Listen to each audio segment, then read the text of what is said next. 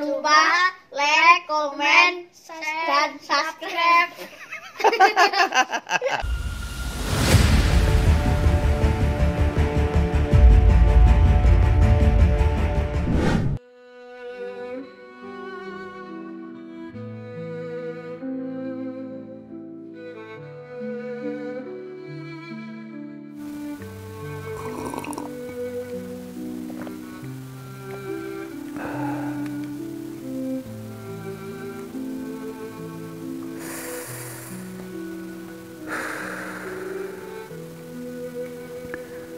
Assalamualaikum warahmatullahi wabarakatuh. Salam sejahtera untuk kita semua. Ketemu lagi dengan Teras Cinta.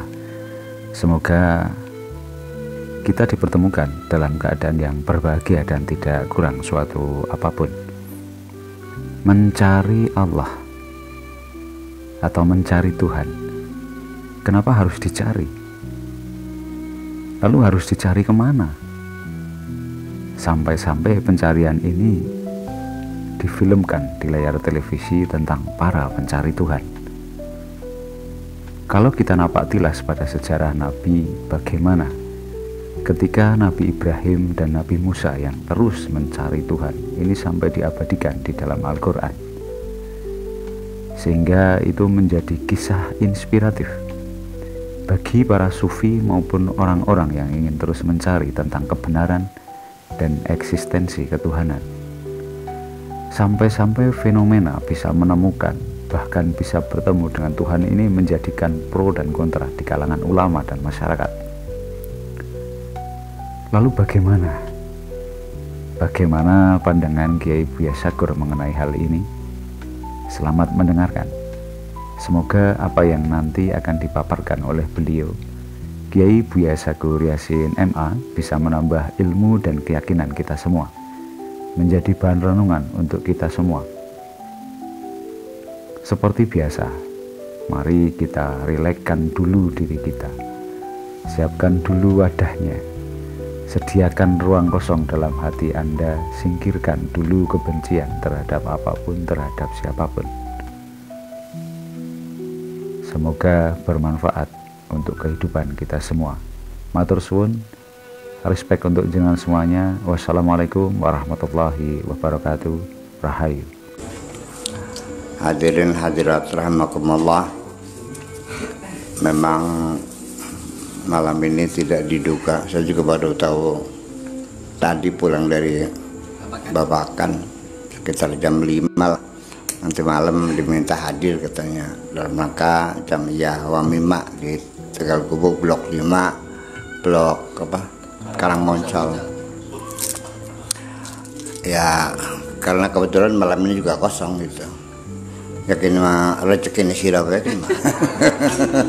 Iya, bisa ketemu alhamdulillah. Dan memang kita ini hamba-hamba Allah ini kalau ketemu tuh senang ya. Ada kebahagiaan tersendiri ketemu. Dan memang kita saling merindukan. Tidak bisa dibohongi, kita sudah saling merindukan dalam kelompok ini atau ya komunal lah ya, masyarakat ini ya, udah ada kerinduan. Kita lama juga Peteten mana juga, saya nanya kemana Peteten nggak kelihatan. Iya, Kanjeng Salib mana Kanjeng Salib gitu, kita ada kerinduan itu. Mudah-mudahan ini sama di antara kita seperti itu. Malam ini saya ingin bicara yang sudah sering dibicarakan, tapi saya ingin lebih mendalam lagi lah, yaitu berbagai pertanyaan yang muncul. Semua orang ada banyak orang yang ingin mendekatkan diri kepada Allah. Padahal Allah itu sangat dekat sekali dengan kita. Kata Allahnya sendiri, aqrabu min hablil warid, lebih dekat dari urat nadi. Bayangkan, urat nadi itu sudah nggak ada lagi yang lebih dekat. Ya, itu adalah titik sentral kehidupan kita, denyut nadi kita itu yang mau lebih dekat seberapa lagi. Lalu maksudnya mendekatkan diri sih apa maksudnya?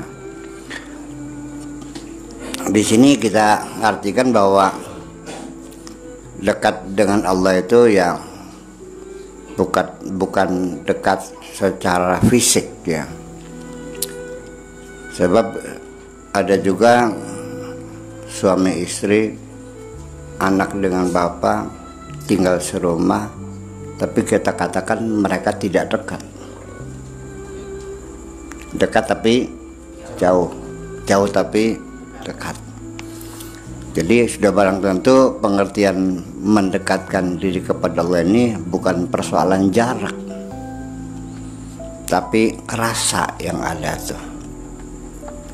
Sekalipun kita letaknya berjauhan, yang satu di Surabaya, yang satu di Kertasmaya, ya jaraknya jauh, tapi kita dekat, ya selalu kita ingat, selalu kita tanyakan kabarnya bagaimana, sehat enggak, di mana sekarang, gimana kucingnya udah lahiran belum ya. Ya pisangnya yang di depan rumah sudah matang belum kan gitu. Jadi kalau begitu pengertian al-muqarrabun, orang-orang yang dekat dengan Allah itu artinya orang yang merasakan dekat hati, dekat rasa, bukan dekat jarak. Sebab kalau Allah itu aqrabu min hablil warid, orang saleh ya tetap Allah aqrabu min habli waridihi, orang yang fajir ya tetap Allah aqrabu min habli waridihi, orang kafir ya tetap Allah ma aqrabu min habli waridihi. Tapi tetap saja kita katakan mereka tidak dekat dengan Allah. Ketika kita sedang melakukan banyak kemaksiatan, kita tidak mungkin mengklaim kita dekat dengan Allah. Jadi artinya bahwa apakah pengertian dekat Allah itu jaraknya atau tempatnya atau rasanya? Nah, saya kira pengertian dekat dengan Allah itu artinya kesadaran diri yang berkesinambungan bahwa Allah selalu bersama kita. Artinya rasa kedekatan itu begini ya. Kita punya anak 3. Ada salah satu yang dekat dengan kita. Ketika kita bepergian mau memberi oleh-oleh, yang diingat adalah anak yang dekat itu. Anak kedua nanti kalau ada sisa uang, kalau nggak ada ya udah gitu. Jadi sehingga pengertian dekat dengan Allah itu artinya implementasinya bahwa Allah selalu didahulukan di atas segala-galanya. Iya kan? Itulah pengertian dekat dengan Allah itu artinya dalam hal apapun kita tentu tidak akan tidak mungkin akan mendahulukan siapapun di atas Allah. Artinya Allah mendapat skala prioritas di atas segala-galanya. Ya, that you are is my everything. Engkau adalah segala-galanya. Itulah pengertian dekat tuh. Jadi apa saja itu semuanya ya untuk Allah semuanya. Nah, itulah orang yang memprioritaskan Allah di atas segala-galanya, itulah orang yang disebut dengan orang yang dekat dengan Allah atau al-muqarrabun. Nah, sekarang coba kita evaluasi pada diri kita sendiri. Bapak-bapak ini sudah dekat dengan Allah enggak? Sudah dekat belum? Jangan bilang nggak tahu-tahu, bilang aja jujur gitu. Kita tahu kok. Suatu ketika kita menghadapi kesulitan, orang nagih utang nyecer tiap hari datang kan gitu, pusing kita cari dana. Pertama-tama yang terbayang dalam pikiran kita apa langsung kepada Allah atau mencari saudara kita yang kaya? Nah, iya. Ketika kita melakukan sesuatu yang kita khawatirkan, apa kata orang, apa kata Allah? Khawatir kata orang. Kata orang, gua yang cari uang. Urusannya apa? Jadi ternyata Allah diabaikan. Jadi sekalipun jidatmu sampai hitam legam ya, saking banyaknya sujud, ketika Allah ditaruh di nomor terakhir, ya Anda belum dekat dengan Allah dong. Ya memang orang itu disebutnya aqrabu ilayya, ya abdi aqrabu ilayya hinama, atau wa huwa sajidun. Aqrabu ilayya wa huwa sajidun. Hamba itu dalam posisi yang paling dekat denganku ketika sedang bersujud. Lalu sujudnya pun jangan diartikan sujud secara fisik. Sujud di sini artinya kepasrahan dirinya yang sangat total. Jangan sampai salah paham, nanti orang yang jidatnya hitam dikiranya orang yang dekat dengan Allah. Enggak juga seperti itu. Jadi kita sendiri nggak usah nanya orang lain, kita sendiri merasakan Allah dekat atau tidak dengan kita. Kita sadar kok. Itu aja persoalan. Lalu bagaimana caranya mendekat diri kepada Allah? Allah yang mengatakan, engkau mendekat kepadaku sejengkal, aku mendekat kepadamu sehasta. Engkau mendekat kepadaku berjalan santai, aku mendekat kepadamu lari. Kan gitu, betul nggak? Lalu kurang seberapa lagi? Allah akan lebih cepat merespon kita mendekati daripada kita yang bergerak mendekati Allah. Itu kan jaminan semacam itu. Itu satu. Kemudian lagi, yang kedua, bagaimana cara mengenal Allah? Lah, Anda mau nanya apa? Pengen kenal Allah, pengen tahu Allah, pengen melihat Allah. Kok bertanya bagaimana? Nyong Allah itu zahir kok. Di siang hari, di panas terik, orang mengatakan saya ingin melihat matahari. Orang jujur nggak tuh? Coba kita berpikir, Kang Aceh heran. Kalau ada orang mengatakan mana matahari, pasti wong picek kan? Iya. Jadi apakah zuhurnya Allah itu di bawah matahari, atau ya kalau zuhurnya Allah ya itu lebih dari bermiliar-miliar matahari yang sangat jelas sekali dan zahir. Allah itu az-zahir. Kalau zahir la yahtaju ila dalil. Terus kita berpikir sini, Allah itu zahir. Lalu kita pengen cari bukti bisa melihat Allah. Ya ngapain yang Allah zahir aja? Berarti kalau begitu kita tidak bisa melihat Allah ini, persoalannya ada karena adanya hijab, karena matanya picak, karena kamunya ada di dalam kamar sehingga tidak bisa melihat matahari. Itu saja persoalannya. Jadi yang terhijab itu bukan Allah yang terhijab, kita yang terhijab, kita yang tertutup. Anta mahjub, amallah fahuwa zahir ghairu mahjub. Allah tidak mahjub, yang mahjub ini kita. Jadi kalau kita ingin melihat Allah, ya bukan membuka hijabnya Allah, bukan hijab yang menutupi mata hatimu itu yang perlu dibuka. Wes paham? Apa hijabnya? Waduh, kayak kalau saya ukur pakai fisik, kayak mungkin betonan baja yang 1.000.000 kilometer sebenarnya hijabnya. Betonan baja yang 1 kilometer namanya. Artinya sangat tebal sekali. Dan tidak satu, ada 3 barikade, ada 3 barrier ya yang menutupi kita dengan Allah itu. Ya. Pertama apa? Pertama yang menjadi hijab tebal itu, dan ini sulit ditembusnya, yaitu hijabnya disebut dengan al-khalqu. Dalam bahasa Indonesia Arabnya al-khalqu, bahasa Arabnya makhluk. Iya. Al-khalqu itu bahasa Indonesia makhluk. Makhluk itu bahasa Indonesia, bahasa Arabnya al-khalqu. Iya. Sebab kalau makhluk itu nanti ada sedikit ada berbeda dengan al-khalqu. Ya, Masya Allah wal khalqu gitu. Kalau al-makhluk yang dicipta oleh Allah. Kalau al-khalq itu apa saja selain Allah. Kalau makhluk yang dicipta oleh Allah. Bisa sama tapi dari sudut pandang yang berbeda. Makhluk itu yang dicipta oleh Allah. Kalau al-khalq itu selain Allah.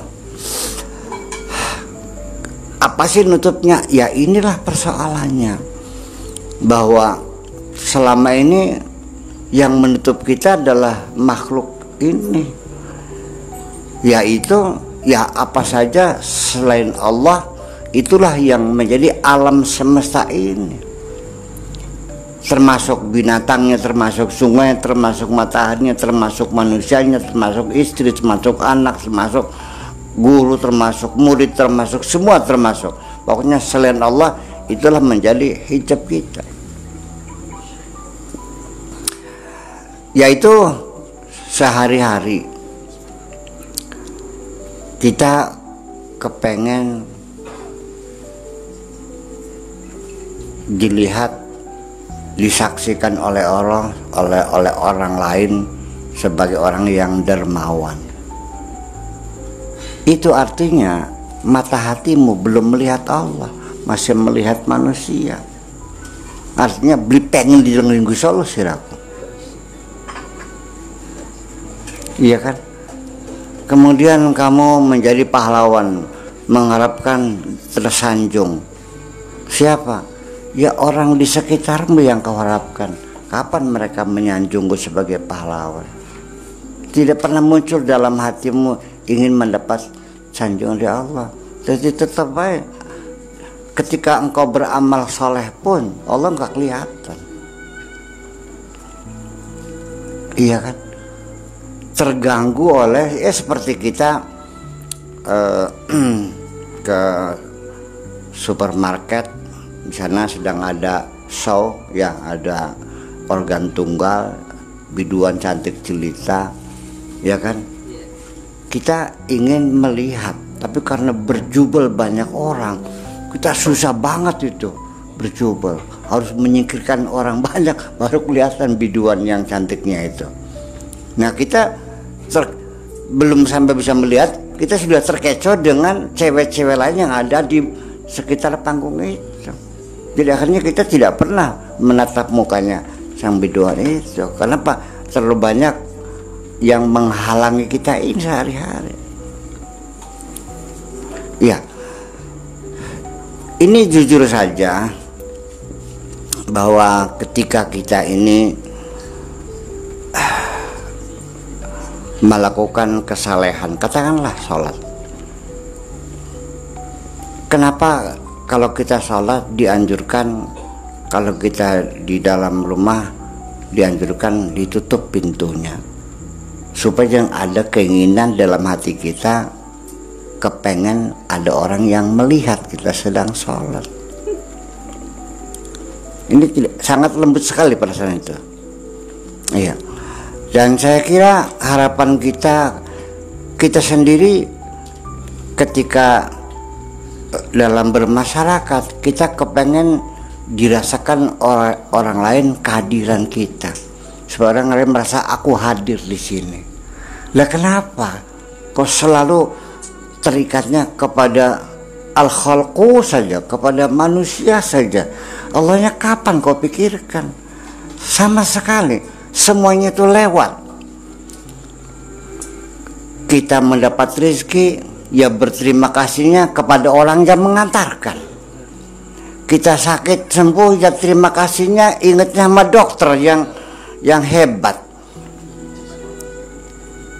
Ya, kita usaha lagi berhasil, bukannya yang dilihat Allah yang memberi rezeki. Ini bilangnya Bang Ustadz murid dia Buya Sakur dari dina sugi. Si pribin mana? Wong ku sinting kabeh temen bukan gitu. Betul enggak begitu? Betul enggak gitu? Ya kenapa? Ya itulah hijab-hijab itu. Gurumu, kiaimu, orang tuamu, dan orang tuamu juga menutupi kamu dari Tuhan juga. Mengucapkan dia karena sira kementu sing di. Sing terlapang sana konon. Bayangkan, kita dibendung oleh mereka, tidak boleh kenal Tuhan. Ya sudah gede bisa sekolah kok badok segala siapa. Bayangkan, sampai kiainya juga menutupi santrinya, jangan berterima kasih kepada Allah. Kamu bisa pintar segini karena aku yang ngajari kamu, kan begitu bilang. Betapa kejamnya semuanya. Jujur gitu terbuka aja, jangan tersinggung ya Kiai. Iya, memang begitu kok. Iya, kalau lu nggak gue tolong, lu udah mampus sejak dulu. Bayangkan. Ketika engkau diselamatkan dari bahaya pun, kamu terlalu merasa berhutang budi kepada orang yang menolong kamu. Untung ada kamu, kalau nggak dulu aku sudah dikirim ke Sukabumi mungkin. Jadi nonsen. Jadi Allah hadir nggak? Nggak hadir dalam hati, nggak ada kok semuanya. Iya. Sampai orang yang punya duit lah, Pak, kalau kamu nggak terima gue, nggak bakal jadi pengusaha kamu loh. Iya, seperti itu. Punten ini mas, contoh aja gitu. Iya. Iya. Begitu ketemu obat terus sembuh, yang disanjung obatnya. Ketemu dokter yang bisa menyuntik kita lalu sembuh, dokter yang disanjungnya. Sampai kita pun beranggapan berbakti kepada orang tua adalah karena kebaikan orang tua. Keliru. Nggak ada kebaikan kecuali hanya kebaikan Allah kok. Ya.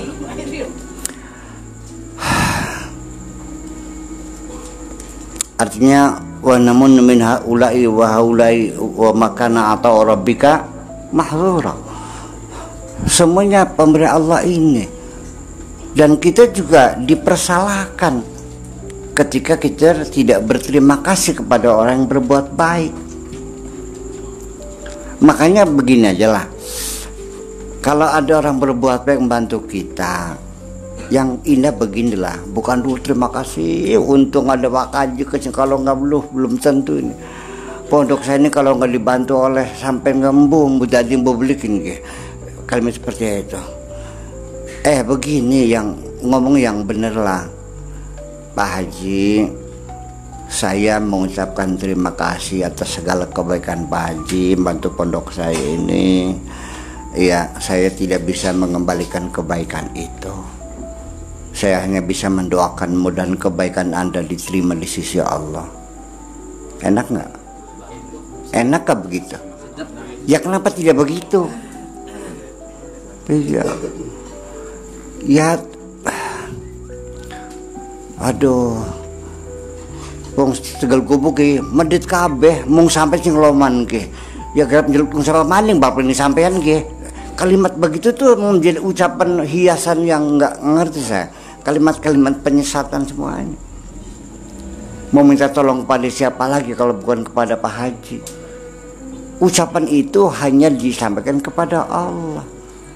Kepada siapa lagi aku minta pertolongan kalau bukan kepadamu ya Allah? Itu baru benar. Gimana lagi? Jadi kadang-kadang ucapan-ucapan kita orang Islam kadang-kadang bukan ucapan orang bertuhan. Pikir-pikir mah. Lalu bagaimana Anda bisa melihat Allah? Hijab begitu tebalnya. Jujur aja, hampir setiap orang merasa berhutang budi kepada orang lain yang telah berbuat baik kepada itu. Dan kebaikan Allah tidak pernah kamu lihat selama ini. Itu hijab yang paling tebal. Yang berbuat baiknya pun juga mengklaim. Iya. Kalau bukan aku yang memperjuangkan, belum tentu Anda jadi pegawai negeri. Kan gitu.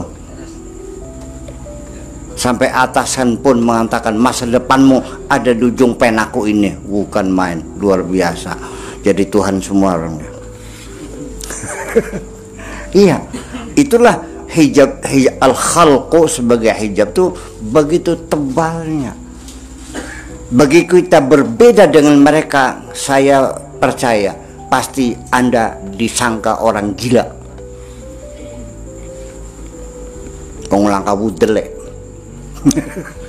Orang yang tidak tahu apa membalas budi, akhirnya keluarlah kekecewaan orang. Air susu dibalas dengan air, atau juga kacang kulit sama kacang lupa sama kulitnya. Enak bahasa Dermayu kain dulung kiri kecempet. Ditulung mentung. Itu ungkapan kekecewaan tuh saking banyaknya, artinya kan terjadi berulang-ulang. Yuk, ditulung mentung, air susu dibaling air lupa, kacang lupa sama kulitnya, nulung kiri kecempet, dipai aceng kerogo. Banyak kan? Ketika peribahasa itu banyak, berarti kejadian itu berulang-ulang setiap hari, banyak orang kecewa. Kamu kecewa ketika ada orang menemukan Tuhannya, karena ya sebenarnya engkau mengharapkan engkau yang jadi Tuhan. Ayo ngaku pengen mah.